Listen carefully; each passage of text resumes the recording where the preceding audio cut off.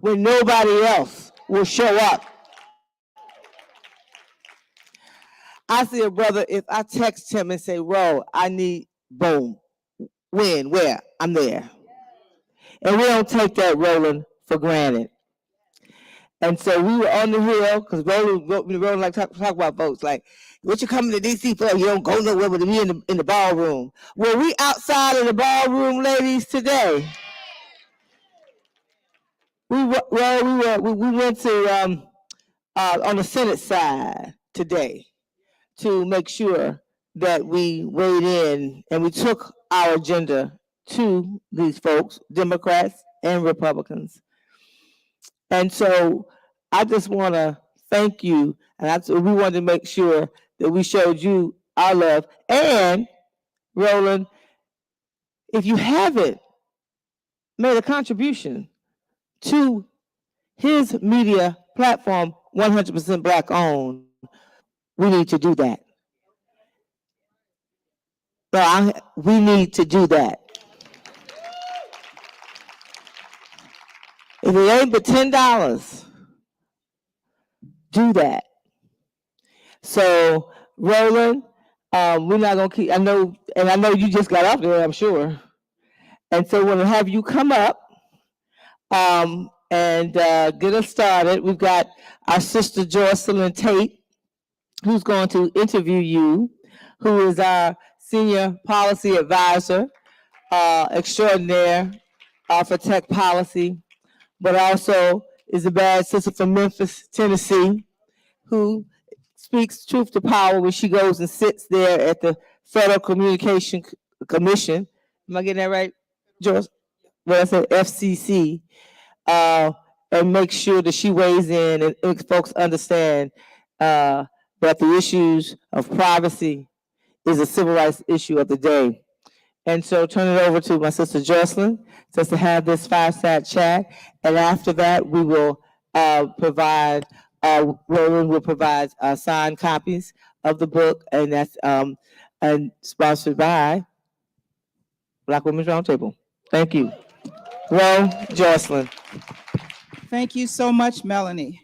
And thank you so much, Roland, for coming today to share this book with us today, White Fear: How the Browning of America is Making White Folks Lose Their Mind, lose their doggone mind. So we just want to start first.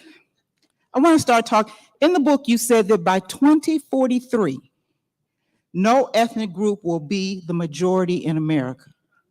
Now let's unpack that and see why that's making white people lose their doggone minds.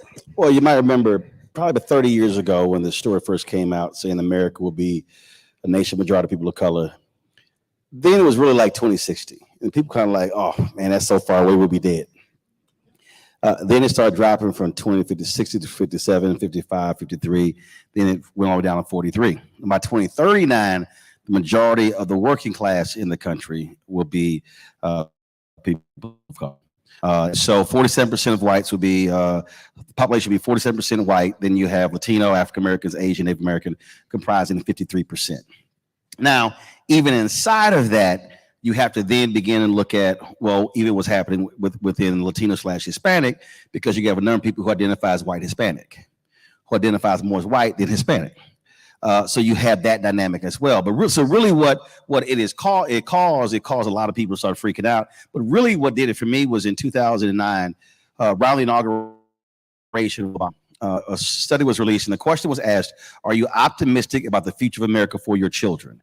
Every group, Black, Latino, Asian, every group, majority said yes, except white America. Now, normally when you look at these stories, how media typically works, they're just sort of, they look at the story, don't ask that next question and the next question. And that caught my attention.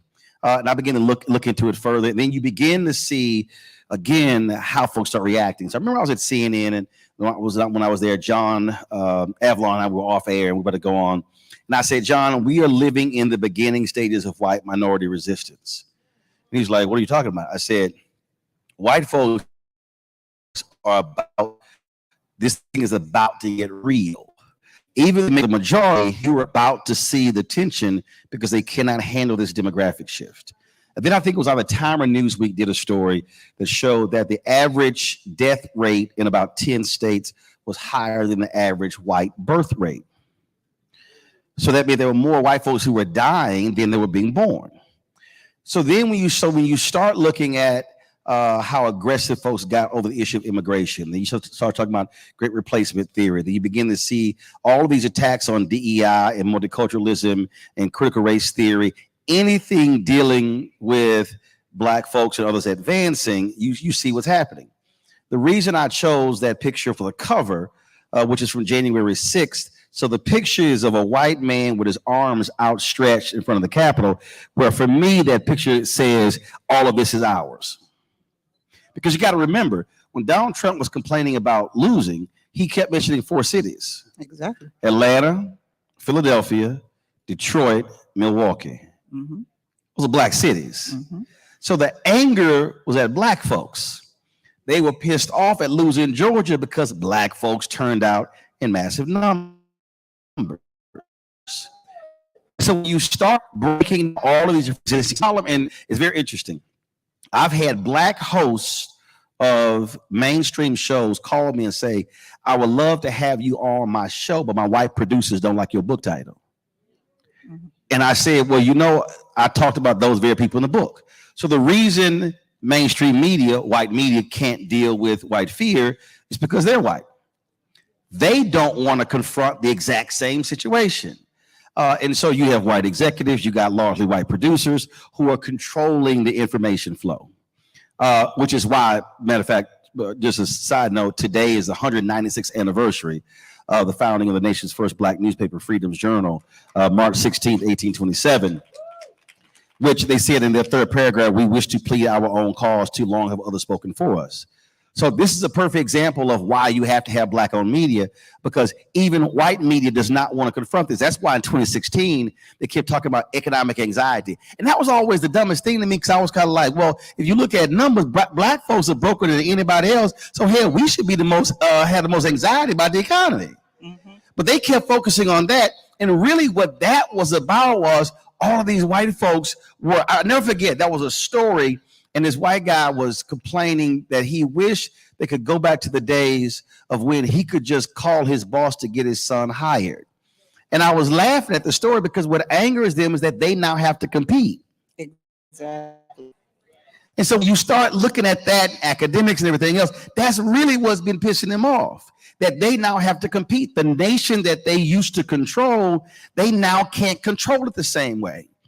And that's the underpinning of so many different things, and media does not want to get at the heart of it. And I literally been discussing this since 2009. And so, and in predicting what's about to happen, so all this anti-CRT stuff, the tax on DEI, saw it all coming, and too many of us were actually falling asleep without realizing that they are trying to solidify power for the next 50 to 100 years. And so let me put this, understand, remember, there was a 35-year-old white woman that Trump and McConnell appointed as a federal judge. She was 11 years removed from law school. Okay, had no business being a federal judge. Mm-hmm. If she retired at the same age or past that woman will be on the federal bench until the 2069. 2069. And so that's why when I'm trying to explain to our folk why you can't act like Judge Ketanji Brown Jackson is no big deal to the Supreme Court, and the federal judges, the Black federal judges that Biden has been appointing with the Senate Democrats is no big deal, because these white conservatives are looking at how can we control every level of power for the next 50 to 100 years, which means that when you get to 2043, they might, yeah, y'all got numerical numbers, but we still have power. And my fear is that we will be like South Africa. We will have the political power, but they will still control the economic power, the judicial power, and still control the country. So you unpack that a little bit about the judiciary. because talk about how Mitch McConnell was holding up, you said in the book. Oh, absolutely. He was holding up everything so he could get 100. Gorsuch, Neil Gorsuch. All of the conservative white judges on the and they bench. were real clear. They were real clear. He gave an interview with Sean Hannity where they said, we are going after young judges. The judges were 35 to 45. Mm-hmm. If you were 55, 60, you didn't have a shot because they wanted folks who would be there at least 30, 40 years. Mm-hmm. And see, this is where Democrats, progressives, and black folks were completely asleep at the wheel, not just on the federal level, but you take the state level. I was just literally I just walked off the air, and in 2020 there was an increase of 4% of black voters in North Carolina, from 64 to 68% from 2016 to 2020. Okay, now that's great, but if you go back to 2008, look at how black turnout was. The reason Obama wins North Carolina by 14,100 votes because you had massive black turnout. Of course, they then put in place massive voter suppression, voter ID to bring the number down. You had Moral Mondays, repairs of the breach, poor people's campaign fighting to bring it back. But here's what happened in 2018. Sheri Beasley loses by 400 votes on the North Carolina Supreme Court. She was Chief Justice. Now, you might remember, Democrats took over the Supreme Court. That's how they ruled against racial gerrymandering, against voter ID, in which fought a lot of that back. She loses by 400 votes. Had she won, Democrats would have a 6-1 advantage over the state Supreme Court. It went down 4-3. 2022, they just lost one of those seats. Republicans now control the state Supreme Court 4-3. What did they just do? The courts issued a ruling in two cases, a gerrymandering case and a voter ID case 6 months ago when there was a Democratic majority. Now that they took control in January, they're going to rehear those cases. So now you're talking about, because again, they understand that with three branches of government, legislative, executive, and judicial has the final say so. Mm-hmm. So while folk have been sitting here worrying about who's going to be in the White House, who's going to be in the Senate and the Congress, they've understood if we control the courts, it matters. That's why that special election in a few weeks in Wisconsin is so important, because if the white woman who's running wins, that court flips. Now that court flips, they now can rule against gerrymandering. Now that completely changes the makeup of the courts in Wisconsin. And so we have to understand they have been plotting this because they've been pissed off since Brown was Board of Education. They were angry with the appeals court in the Fifth Circuit, who was really making all the different rules coming through the civil rights movement. So that's really what the creation of the Federalist Society is. And so they are sitting here playing a long game. Folks were talking about, oh man, even Biden was saying that things are gonna get back to normal when Trump. I'm like, no, player, things are not getting back to normal when Trump is out. The Republican Party of Trump is the Republican Party. And so what we have to understand is we are simply not even maximizing our numbers. There was a massive drop off in South Carolina in the last election of black voters. Mm-hmm. You look, Warnock only won by 95,000 votes. Okay. And let me be real clear. If it was not for the third party groups on the ground, he would have lost. Let me be real clear. Because his campaign, I know, because his campaign was weak as hell. They were not doing what they were supposed to do. They had not put any money in any black newspaper until late September. Now they don't look like I ain't got a problem, because they even try to come to me with small money. I tell them to go to hell. You're not gonna sit there and play me small. And so we have to. And so what I was just on the Breakfast Club yesterday trying to explain. I'm like, look, if we are voting at 65 to 70% of our numbers, we sweep seats statewide. If you got 500,000, and when I'm bringing down white fear, so here's a perfect example. Anti-CRT, many of us were asleep. That propelled all them white folks to the ballot in 2020, 2021. In South Carolina, Moms for Liberty, that crazy right-wing group, took over 10 of the 14 largest school districts in South Carolina. What did they immediately do? Start firing superintendents. Start changing curriculum. That's black folks. Yep. So we have to be in a constant state of educating and enlightening. We keep telling folk vote. You can't vote unless you get unless you register, but you can't register unless you're enlightened. You can't be enlightened unless you get educated. And so right now, we have to be engaged in an aggressive education and enlightenment campaign for next year to walk folks through, because they are executing their strategy. What Ron DeSantis did in Florida by attacking the AP curriculum, that was the strategy. The story came out to now, here's what the next deal is. Right now, the next attack isn't the history class, is social studies. One of the book publishers said they went through the books and tried to remove race as much as they can, even when it came to Rosa Parks, for fear of violating the law that they passed.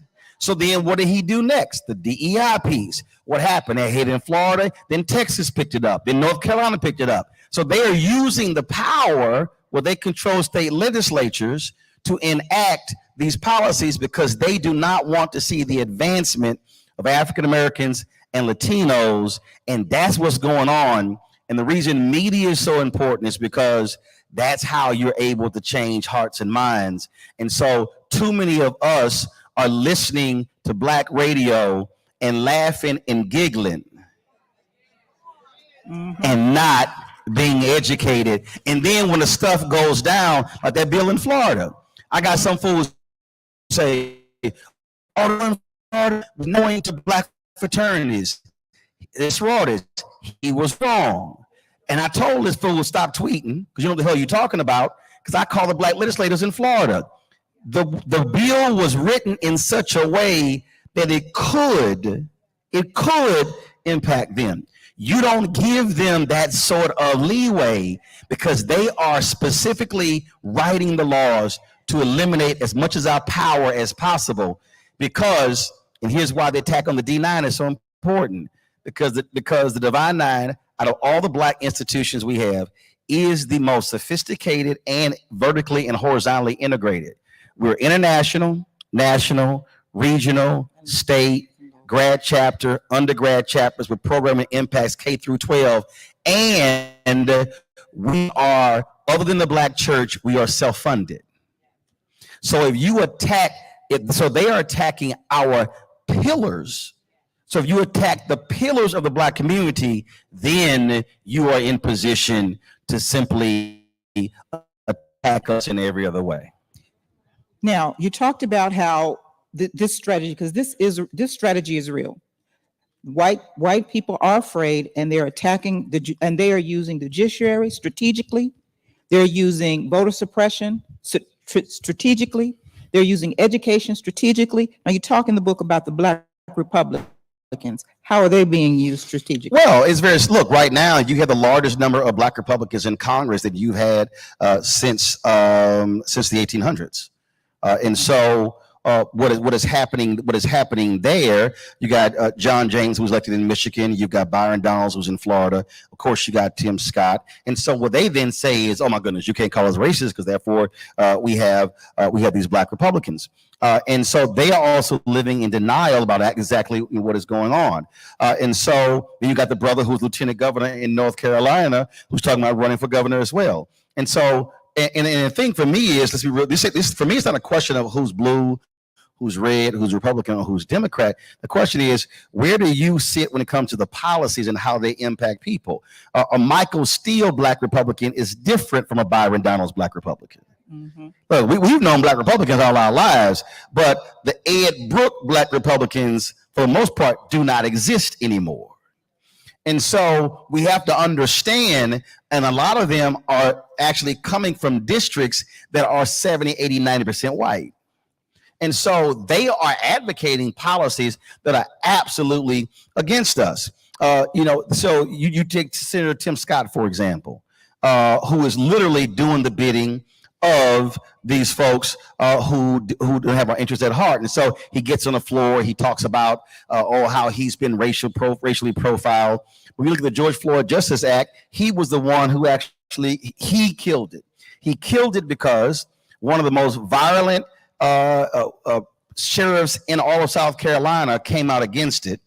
And he used that as the reason why he didn't want to support it. Then he goes on Face the Nation. He says the Democrats wanted to defund police, and that was a bridge too far. Now, here's why that's interesting. A year earlier, Michael Harriot wrote a piece in The Root where in Senator Tim Scott's own bill, that he had a provision that said if laws were not passed, they couldn't access the money. So the very thing that he criticized Democrats on Face the Nation, he actually did a year earlier. Now, here's why I know he's full of shit. It's because when I text him, and I got the text, when I text him about the bill, oh, he was very responsive. He was very responsive.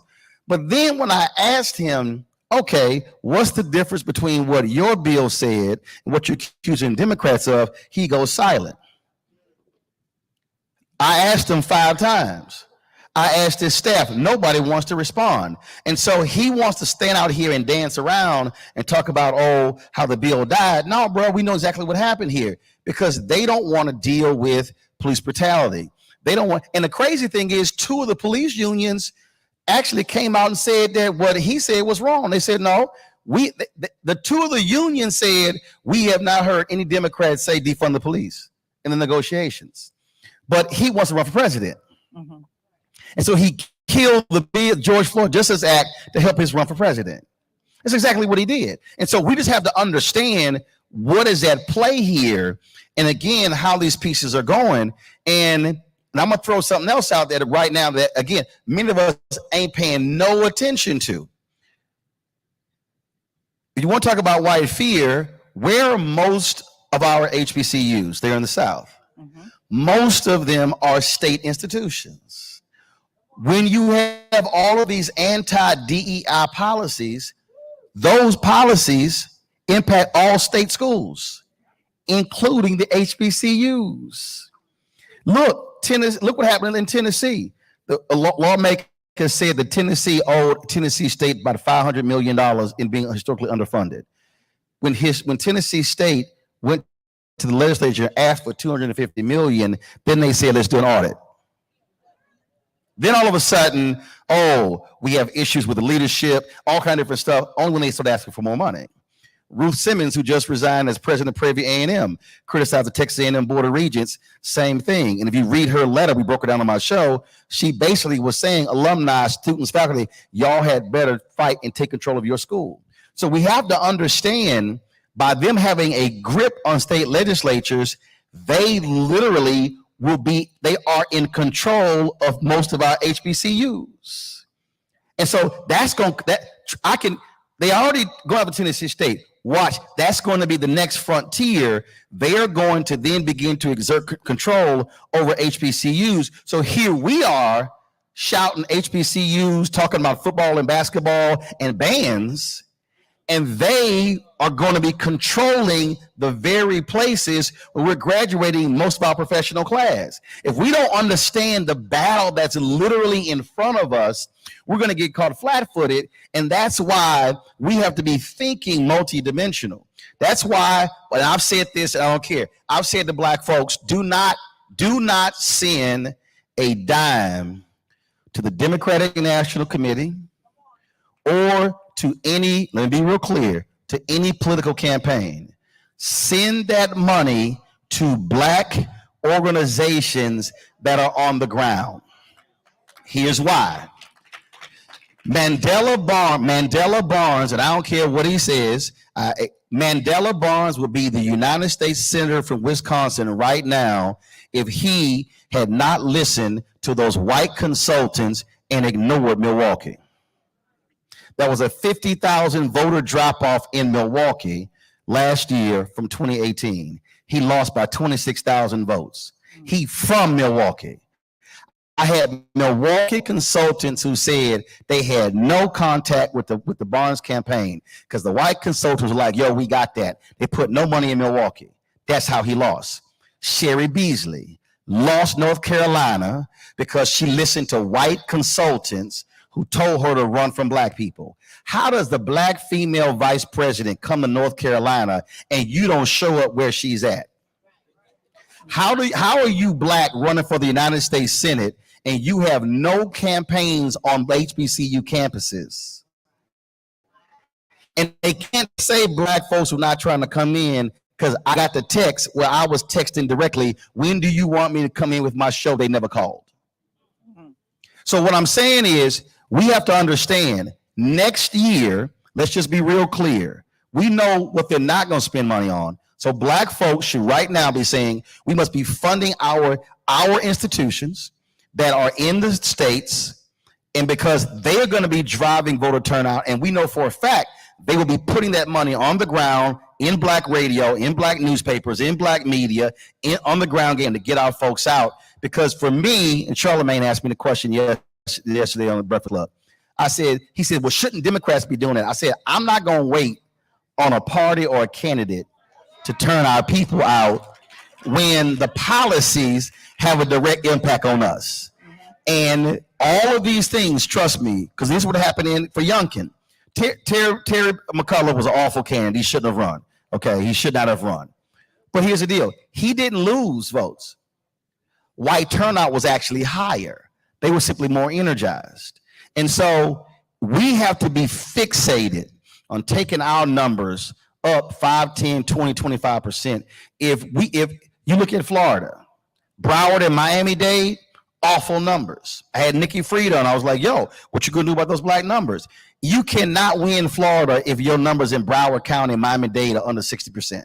You DOA. And so this is a numbers game. And I'm gonna say one thing, because you said something earlier, and most of us, again, are not looking at the data. When you mentioned voter suppression, Terrence Woodbury, we had him on before the election, and he said, we have to stop using voter suppression. I said, Terrence, why? Because all of his focus groups and his polling data, he said, when young voters hear the phrase voter suppression, they immediately think the 1960s. Mm-hmm. He said, we use it as a catch-all. He said, but those same voters, if you say they closing your polling locations, mm-hmm. they're changing the hours and they're getting rid of ballot drop boxes, that resonates more with them than voter suppression, okay, because you're explaining it. Okay. Then what he also said is, he said, the numbers don't lie. When black voters are told your votes will make the difference, they are more likely to vote than just saying you have to vote. So the language that we use, we have to change the language in communicating with our folk to get them to understand why they must turn out. Because next year, trust me, the right, Axios did a story. They have a working group as we speak, laying out a plan of action where they looked at everything Trump did and they said, this is how we're going to do it next time. And they literally plan to fire several thousand government bureaucrats, workers, folks who of course, remember, we disproportionate government workers. Right.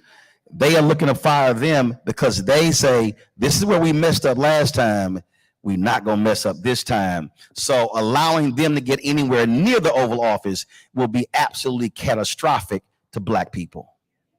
Now, you mentioned in the book now, so we do a lot of voter work, voter mobilization. So it's very good that you said, that you told us about, we need to change the term. We can't use voter suppression. That's not resonating. So it's in his data. He's in the data. So this is what we've got to do as we get ready to do our voter mobilization work. We can't use terms like voter suppression. We've got to, so we'll be looking at that because these women are on the ground in the states. So we need to do what resonates with our communities. Now, let me go to another point where you're talking about the upcoming election. You said in the book too, you cannot separate Trump from the Republican Party. That was the stupidest thing Hillary Clinton did. That was the stupidest thing. I was like, what the hell are you doing? I'm like, he's the GOP nominee. Because see, and Biden did the exact same thing when he kept saying that he thought everything was going to return back to normal. I was like, what are you doing? I'm like, bro, that's the party. See, what that is, that's white Democrats still thinking they can go get them Reagan Democrats. They gone. They ain't coming back.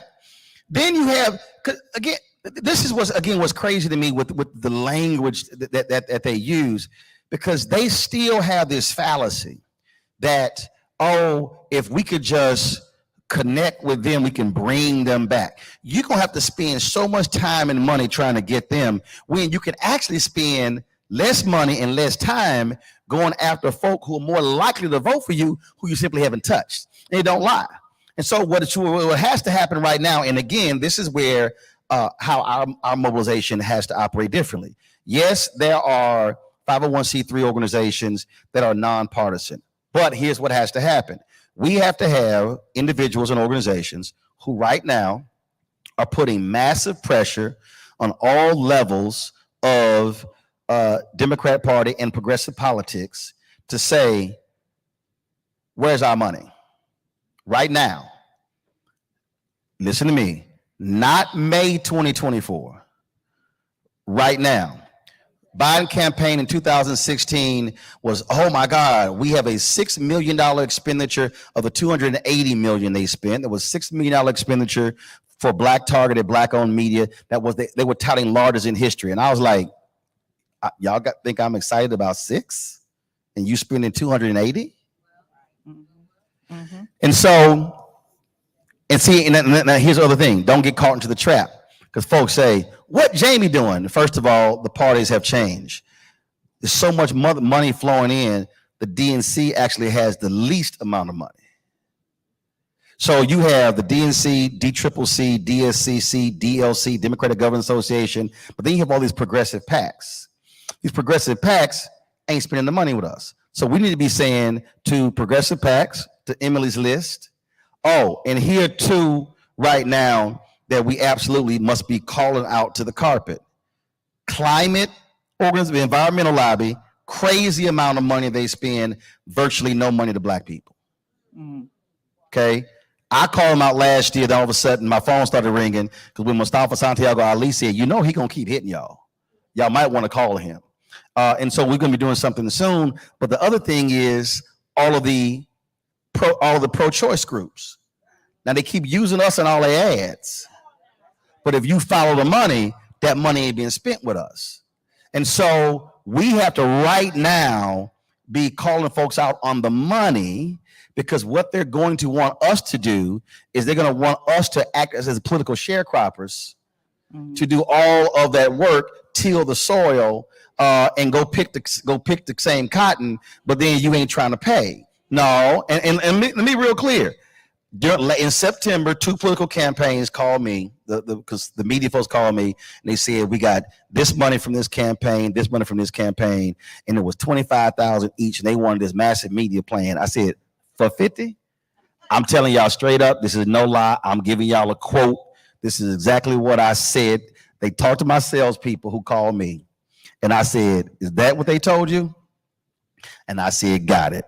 I then put a text together, and I sent this to both of the campaigns, and I sent this to Clyburn, Beatty, Meeks, Jeffries, and about 8 others. I literally said, fuck that.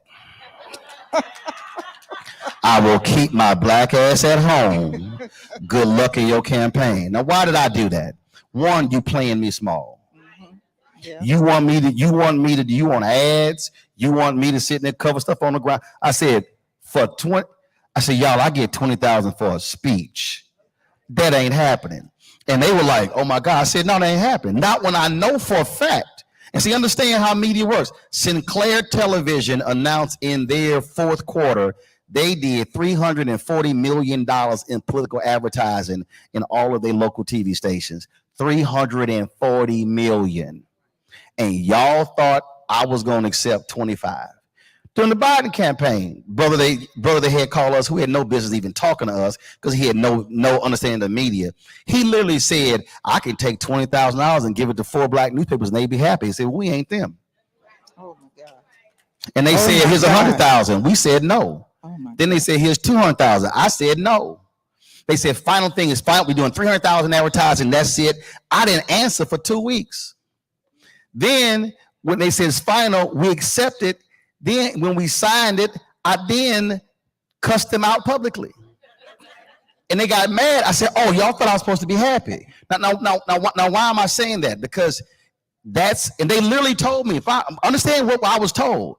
I was told of the 25, Roland, you get more than anybody else in black media. So people have to understand. And so what then happens is, this is what they expect us to do. Whether you're on the ground group, whether you're black on media, they expect us to shut up, suck it up, take the crumb, and treat the crumb like a meal. No, a crumb is a crumb. I'ma call a crumb a crumb. And so we have to say this stuff in real time. So I've been putting everybody on notice. Everybody. White House playing games when it comes to getting interviews and getting FaceTime with the president. I was like, cool. Well, I know who y'all gonna need next year. And so you can play games with me right now. You can do the gatekeeping, but I'm telling you what's gonna happen next year. And I will purposely not talk about you. See, we have to learn, and that's what I'm saying now. We have to be making a level of demands now. And make it clear, don't come to us with small money. Because he only won Georgia by 12,000. He barely won Arizona. He only won Pennsylvania by a little more than 100,000. Did not win Michigan by many. The margins are going to be small in 2024. So every black vote is going to matter. And so, like my man, that great financier said in American Gangster, I'm going to get that money. Because if you ain't having a money conversation, you are not having an American conversation. Exactly. I'm getting the signal. And I know y'all think I didn't cuss them out, but I did. I can show you the text. I sure did. We believe you. I sure did. We believe you, Roland. Sometimes folk don't understand language except some other kind of language. Like, okay, so y'all want to roll? Gotcha. We believe you. We believe you. We have no problem believing that you did that. I'm telling you, follow the money. Well, Roland, thank you so much for spending this time with us. I'm getting the hook here that our time is up. What? Girl, you got two more questions. Don't worry about Lon. Go ahead and ask your other two questions. Don't worry about him. Lon ain't running nothing. Go ahead and ask your two questions. Or we're going to take two questions from the audience. Don't worry about Lon. Questions from the audience. We ain't worry about Does Lon. anyone in the audience have any questions they'd like to ask? Right over there. Oh, okay. Is there a microphone? Okay. Well, we Catherine Hicks, I got you. We're streaming, come. so we need the mic so that the people that are Yeah, watching because us we also streaming this on the Black Star Network right now. So Thank you. I'm Catherine Hicks. I'm from Philadelphia. I'm the president of the NAACP chapter in Philadelphia. And I also own a Black publication, the Philadelphia Sunday Sun. So what you are saying is very, very important, and it resonates, especially with the elections that's coming up. So my question is, for right now, I guess, for the presidential election coming up, Biden is running again. Is there something that we should be doing or even looking at as far as another candidate? Because again, you were saying that voter turnout is probably going to be less. And if Biden is not the choice of everyone. Yes, he is. What? He gonna be a nominee. Yes. No, he gonna be a nominee. Yes. So it's gonna be him and it's gonna be Republican. Again, barring anything health-wise or anything else, as of right now, he's gonna be the nominee. Marianne Williams is not gonna be the nominee. Yeah. Just not. So she I don't know how many votes she got last time. That ain't happening. No. Yeah. But what has to be happening though is we have to be making a level of demands. The greatest time to ask for stuff is when somebody's running. Right. And so if the White House tells us, well, we did this the first 2 years, we should say that was last year. Right. What about this year? So that was my That's question. where we have to be you. right now. Yes. And get me clear, everybody does that. Every other group is doing that very same thing. I remember when Obama's re-election, when they made the Parent Plus loan decision, all the HBCU people, it was the stupidest thing I ever heard in my life. I was sitting with them, and they purposely did not want to raise the issue. They said, well, we don't want to raise the issue because he's running because of re-election. I said, fool, that's when you raise the issue. Yeah. Like, what are y'all doing?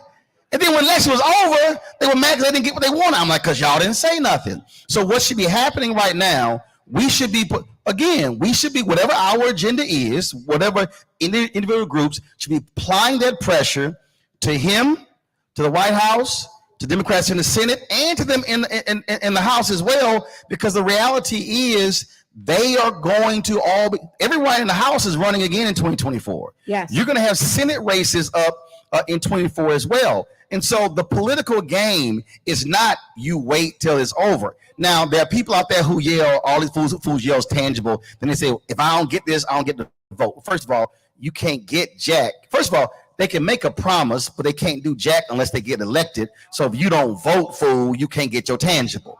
Absolutely. But the problem for many of us is we say nothing after the fact. So that's what's also going on. When the election is over, a lot of us check out, as opposed to say, no, that's where you got to stay checked in. Yes. And so that's why this group is important. The mobilization is important, because too many of our groups are waiting after the fact, and then we waiting for something to blow up, then go, oh, let's show up. I have been saying for years all across the country, you take the D9 for an example. At the Divine Nine, and I talked to the AKs, Eastern Regional, just a couple of weeks ago. I've said this to the Alphas, to the Deltas, to all of them. In every city, each fraternity and sorority should say, okay, this month, y'all going to the city council meeting, y'all going to the school board meeting, y'all going to the county commissioners meeting. Then you rotate the next month. First of all, it's 9 of them. Each one of those entities are only meeting 10, 11 times a year, so you probably only going to go there 1 or twice. But what has to happen is we have to be using our organizational power to be able to change the problem that we have. And let me be clear, you belong to many organizations. The fundamental problem that we have is on the political issues that we face, all too often collectively, Alphas, AKs, Deltas, Omegas, Sigmas, Iotas, Zetas, Kappas, everybody, and Eastern Star, and Prince Hall Mason, and Links, and many church organizations are quiet. This is what Dr. King said in Where Do We Go From Here, Chaos or Community? He said there are 4 institutions that are prime positioned to liberate Black America. He said the Negro Church, the Negro Press, Negro fraternities and sororities, and Negro professional organizations. That's what he wrote in Where We Go From Here. Now, this is also in how he unpacked that. He said, and I quote this all the time, so I can pretty much do it without reading it. He said, there are still too many Negro churches that are so absorbed in a future good over yonder that they condition their members to adjust to the present evils over here. To media, too many Negro newspapers have veered away from their traditional role as protest organs, agitating for social change, and have turned to the sensational and the conservative in place of the substantive and the militant. Too many Negro social and professional groups have degenerated into snobbishness and a preoccupation with frivolities and trivial activity. But the failures of the past must not be an excuse for the inaction of the present and the future. And so when I look at right now, corporate America making $50 to $60 billion in commitments in the wake of George Floyd's death. And then what has happened in the last year? 36% of all DEI jobs have been wiped out. 75% of all DEI jobs are white folks. DEI jobs. And so here's the question I have for the Executive Leadership Council, which is an organization made up of corporate America. Why in the hell aren't y'all being more vocal about that $60 billion in commitment from corporate America, but y'all spend more time posting job appointments, but you're not advancing that? The point of Black organizations is to organize. If we are so preoccupied with what's happening on the inside of our groups, then we ain't fighting for the advancement of Black people as a collective. So that's how we have to challenge Black organizations to actually do more. Okay. You heard it right here. We have to challenge our organizations. We have to do that. I'm a life member of Alpha, and trust me, I got the last 4 presidents on speed dial. They know I ride them. Look, I call out the boule at our convention. I said, how in the hell we here? I ain't got a problem. They want to kick me out? Knock yourself out. I literally said to Sigma Pi Phi, how in the hell are we here in the Bahamas and we got an election in November, we got all these damn parties going on, and we don't have a single public policy session, and we got people sitting in the office who are running for office. Come on now. They were like, Come on. and I was like, I said, don't invite me next time then. But that's part of the deal. We have to be willing to challenge these groups, because why do you exist and you spend 12, 14, 16 hours on meetings? And I'm like, I don't know what, my wife a Delta, I don't know what the hell they be meeting about. They ain't got that much internal business. And the same with Alphas. I'm seriously, we have to ask ourselves, what are we doing with our organizational power that's outside of the walls of our organization? That's what we otherwise, all we're doing is meeting for a good time. All right. We got one more question. What a microphone. Who got it? Who got it? Oh, Okay. Come on, Doc. You got to be up front and present. You can be walking way back there. Over there. Over there. See? Over there. Is that? Clearly, you did not grow up watching Donahue. He's like, I have no idea who Phil Donahue is. Hello. My name is Nashana Kess. I am the second vice president for the NAACP in Baltimore, and I am also the bassist of the Alpha Alpha Sigma chapter of Sigma Gamma Rho Sorority Incorporated. So what I wanted to ask is two questions. One is, I have a friend in Dauphin County, Pennsylvania. She is running for a judge seat with the Court of Common Pleas. Her name is Latasha Williams. So anybody in Pennsylvania, please keep an eye out. She ran 2 years ago. One of the issues was that we did not get out and vote. Harrisburg did not get out and vote. She would be the first Black woman sitting on the Court of Common Pleas, but we can't get people out here to vote. Because they have no clue what the Court of Common Pleas is. Okay. So what happens in elections, again, this is where, remember I said, education and enlightenment. Look, the average person, Black, white, they are not us. They are not well versed in all this stuff. They just like, we ain't got no clue. So Joe Madison has a great phrase, you got to put it where the ghost can get it. We have to break it down in a way. So the question is, what does the Court of Common Pleas do? And so when you're talking to folks, because what's her name again? Latasha Williams. Okay, so here's what happened. Folks probably going around, we need you to vote for Latasha Williams. They're going to say, okay, who Latasha Williams? Well, she's running for this. Okay, I don't know what that is. Because if you look down ballot, those positions are the lowest vote totals. What we have to say is, again, I don't know what that court does, but let's just say, so why have things changed with district attorneys? Because folks said, the DA actually has a direct impact on mass incarceration than any judge. The DA comes before the judge. So the reason you not have more progressive DAs, because we started changing the language on why you got to vote for the DA. And so for the judges, what we have to say is, this is what these judges do. They deal with these cases, these cases, these cases. That's why we need this sister on the court. I guarantee they're gonna look at you and go, that's what they do? Most people have no idea.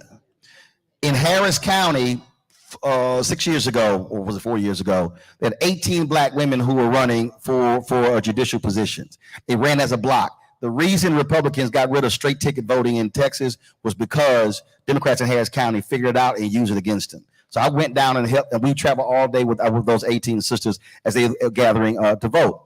But they were explaining to people what judges do. And so that's what we have to do. We have to connect what the judges do. So our people go, that's what they do? Yes. So when your child or your cousin or your church member goes before a judge, this is one of the judges.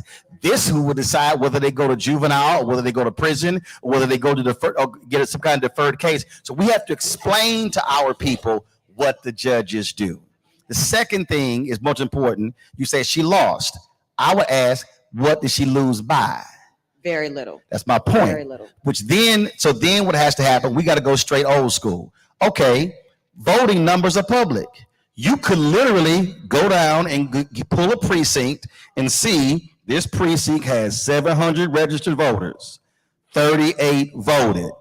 Well, if she lost by a couple of hundred, That one precinct, if you literally go door knocking in that one precinct 3 to 4 times, that one precinct could put her over the top.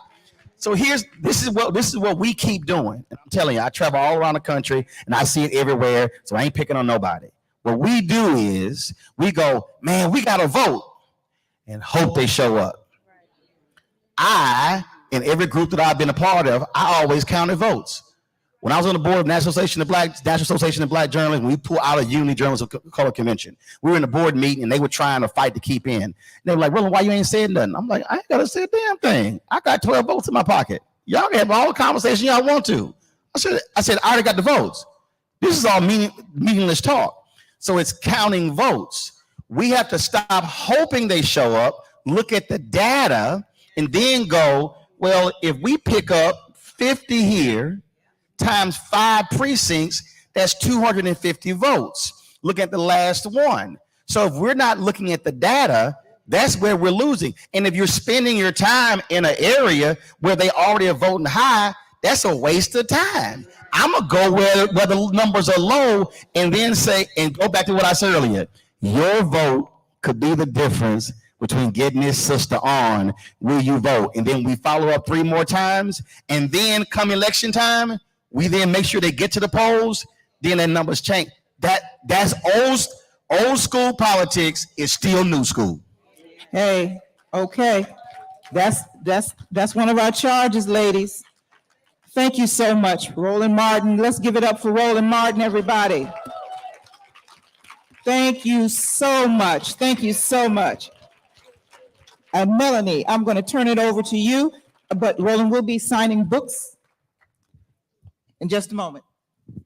Thank you. Appreciate it. You awesome, bro. Appreciate Right, it. come on over, y'all. They could do it with over there. Yeah, that's gonna be easier.